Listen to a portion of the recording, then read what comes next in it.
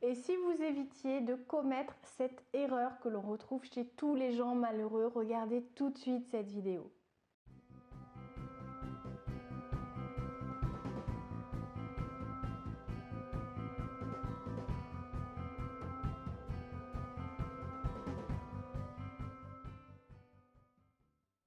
Bonjour à tous, je m'appelle Valérie Sauvage, je suis coach de vie. Vous pouvez me retrouver, si vous ne me connaissez pas encore, sur le site challengeyourself.fr. Vous y découvrirez tout ce que je vous propose puisque je reçois en cabinet. Je consulte par téléphone auprès des particuliers mais aussi des professionnels et des entrepreneurs, tout comme je vous ai préparé et dédié des formations en ligne.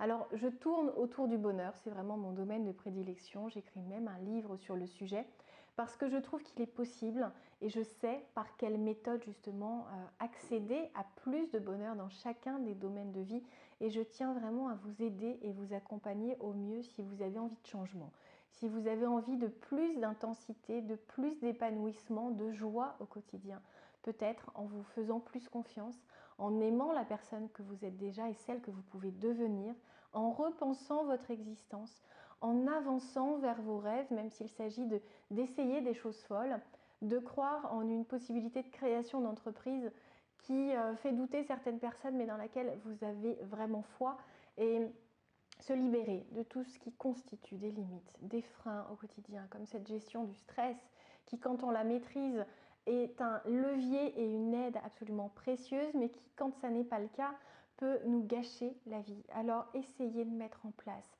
les actions qui vous aideront, ce qui vous permettra d'arrêter de vous résigner ou de vous dire que votre existence ressemblera toujours à ceci, votre personnalité également. Détrompez-vous. Nous avons des croyances qui sont des fois très ancrées, mais nous pouvons, avec très peu d'investissement de temps, réussir à changer et à transformer ses habitudes, son état d'esprit et sa vie tout entière. Alors je vous invite à vous abonner à cette chaîne YouTube, il suffit d'appuyer sur le petit bouton rouge juste en dessous et à me mettre des petits pouces j'aime quand c'est le cas sur une vidéo. C'est vraiment une formidable récompense pour moi. J'essaye de vous cibler des vidéos dont les thèmes peuvent vous aider, vous accompagner, illuminer peut-être votre journée, vous apporter plus d'énergie ou d'enthousiasme. Alors si c'est le cas, dites-le moi vraiment. Et sur ce point-là important, parce que vous êtes en train de regarder cette erreur, vous êtes en train de vous demander ce que font ceux qui sont vraiment malheureux, je voulais vraiment vous dire quelle est la chose à ne pas commettre. Parce que ou ça va nourrir un certain malheur, ou ça va expliquer celui qui est déjà présent peut-être dans votre esprit. Et si vous avez cette conscience de ce lien de cause à effet, vous allez changer beaucoup plus facilement cette habitude. Cette habitude, celle dont je voulais vous parler aujourd'hui, c'est le fait de se comparer aux autres, de comparer sa vie à celle des autres, de comparer son caractère à celle des autres, de comparer domaine de vie par domaine de vie, ce que l'on a et ce que les autres ont, ce que l'on sait faire et ce qu'ils savent faire, ce que l'on possède et ce qu'ils ont déjà acheté, conquis, acquis et auquel on n'a pas accès. Alors, c'est facile, c'est récurrent, on a tous cette tendance. On a tendance à comparer, à apporter de la valeur à notre vie. J'espère en tout cas que vous lui apportez de la valeur. Et vous apportez aussi, vous accordez de la valeur, une valeur souvent projetée par rapport à ce que vous imaginez, sur l'existence de ceux qui vous entourent, de ceux que vous pouvez simplement croiser dans votre vie, de ceux avec qui vous vivez. Ça peut être votre conjoint qui a une vie absolument exceptionnelle, qu'il adore, et vous à côté, vous êtes dans un état peut-être de flottement, vous vous posez beaucoup de questions, vous avez du mal à vous sentir joyeux et motivé, voire vous ne vous épanouissez absolument dans aucun domaine de vie. Et là, ça devient très oppressant, très dur à vivre. La dépression peut même des fois survenir. Et même au niveau professionnel, le burn-out est expliqué par de nombreuses habitudes de ce type, parce qu'en se comparant avec ce qu'on a pu faire à un moment, quand on était plus jeune, plus vigoureux, plus peut-être sans famille et donc avec beaucoup plus de temps disponible, on se dit allez, on a été capable de le faire, on va le faire encore. Ou certains collègues sont capables de faire ça, mais attention, attention à ces comparaisons quand elles sont limitantes, quand elles sont une source négative pour votre état d'esprit, quand elles ne vous inspirent pas ou ne vous motivent pas, mais au contraire, quand elles vous restreignent, quand elles semblent poser un constat très négatif sur votre limite, sur les manquements que vous imaginez dans votre esprit, sur ce que vous imaginez ne pas être à la hauteur peut-être de vos propres espérances ou de celles de votre hiérarchie, de votre époux, de votre famille. C'est quelque chose qui peut vous faire beaucoup de mal, donc il faut vous éloigner de cet état d'esprit. Vous allez me dire, c'est plus facile à dire qu'à faire. Alors je suis comme vous, j'ai eu cette tendance à me comparer, notamment adolescente, parce que j'avais des parents qui ne voulaient pas forcément acheter les dernières choses à la mode. C'était pas une question de moyens, c'était, même si mes parents n'avaient pas des moyens démesurés, notre vie était quand même confortable, mais c'était presque une conviction, se dire acheter ceci parce que c'est une marque alors que c'est moche, non, j'ai pas envie. Sauf que vous savez très bien, quand on est ado, même si c'est pas la chose la plus belle qui existe en magasin, il y a des marques qui, lorsqu'elles sont suivies par les adolescents, permettent une intégration. C'est ridicule, c'est monstrueux, c'est aberrant, mais c'est la vie, c'est comme ça. Si vous êtes parent et que vous avez des enfants, vous allez le comprendre, ça va vous évoquer quelque chose. Et puis de toute façon, vous êtes passé par là. Et vous avez peut-être réussi à avoir ce recul important. Moi, en tout cas, quand j'étais au collège, je ne l'avais pas. Et je voulais, alors ça va parler à une génération, je voulais un Levi's 501, je voulais des Doc Martens, même dans plusieurs couleurs idéalement. J'avais certaines envies, j'avais envie d'un scooter de telle marque. Alors je ne sais plus quelle était la marque à la mode. Les Typhoon, si ça vous parle. Voilà, je fais une pub, je pense que ça n'existe plus du tout cette marque. Et en tout cas, ces gens qui avaient ça étaient hyper à la mode, hyper suivis, et essayer de comprendre que ça, c'est un état d'esprit quand notre maturité n'est pas encore là. Quand on a l'impression que notre valeur se projette dans nos possessions, ou que nos possessions nous permettent de créer notre identité. Nous ne sommes pas ce que nous possédons. Ça n'est pas en possédant certaines choses que nous allons mieux nous aimer, que les gens vont plus nous apprécier, que nous allons avoir une valeur pour nous ou aux yeux des autres qui va être grandissante.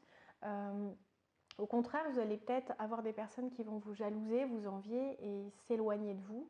Ce ne seront pas forcément les meilleures personnes, vous ne perdrez peut-être pas grand-chose. Mais en tout cas, comprenez que vous avez grandi, vous avez mûri, vous évoluez chaque jour. À la suite de chaque vidéo, vous pouvez réfléchir.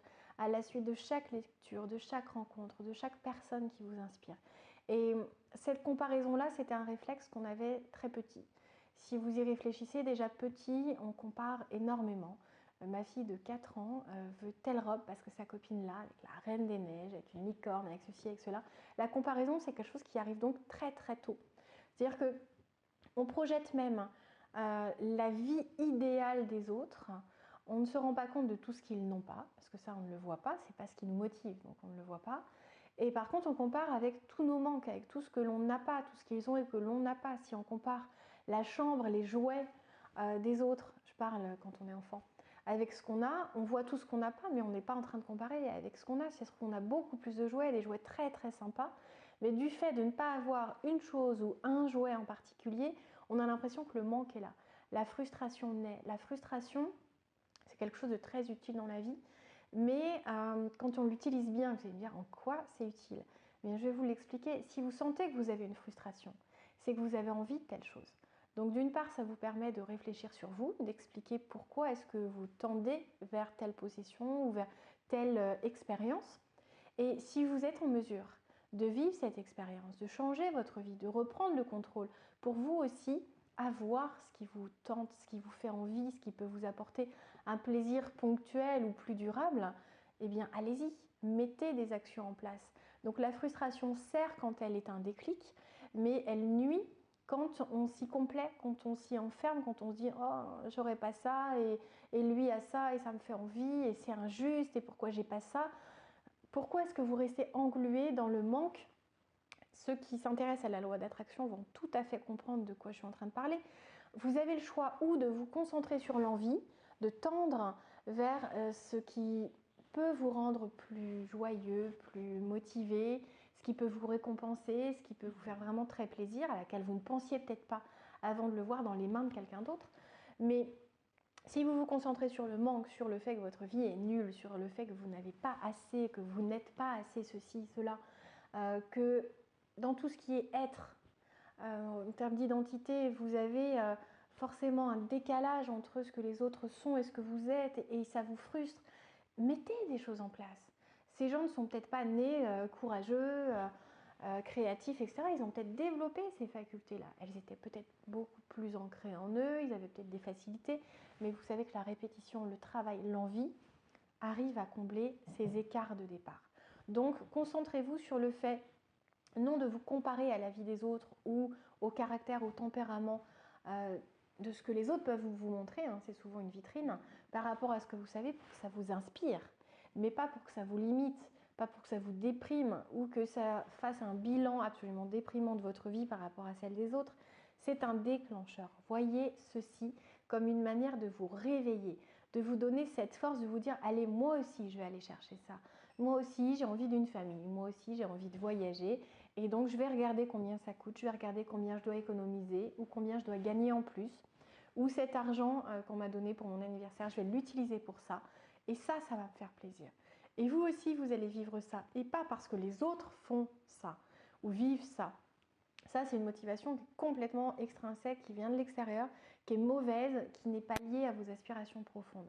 Mais si, par contre, vous êtes relié à vos aspirations, là, c'est intéressant. Faites-le, faites-le, faites-le. Et si vous avez besoin d'aide, contactez-moi. Vous connaissez désormais mon site internet challengeyourself.fr. On se dit à très bientôt. Profitez de la vie parce qu'elle est belle quand on veut bien la regarder sous cet angle.